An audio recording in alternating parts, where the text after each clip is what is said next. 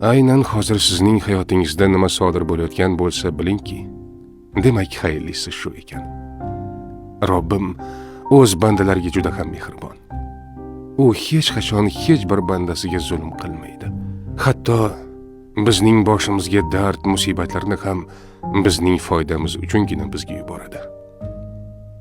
Sog'liqni qadriga yetishimiz uchun bir muddat xastalikni, boylikni qadriga yetishimiz uchun faqirlikni, sevganlarimizni qadriga yetishimiz uchun esa biroz yolg'izlikni ta'mini totib ko'rishga to'g'ri keladi. Ba'zan biz o'zimiz bo'lishga loyiq bo'lmagan joylarda bo'lamiz. Loyiq bo'lgan joyimizning qadriga yetishimiz uchun. Gohida bizni qadrlamaydigan insonlar bilan sinalamiz. Toki bizni qadrlaydiganlarni ajratib olib, ularni qadriga yetishimiz uchun. Bizning boshimizga kelgan har neda Allohning hikmati bor.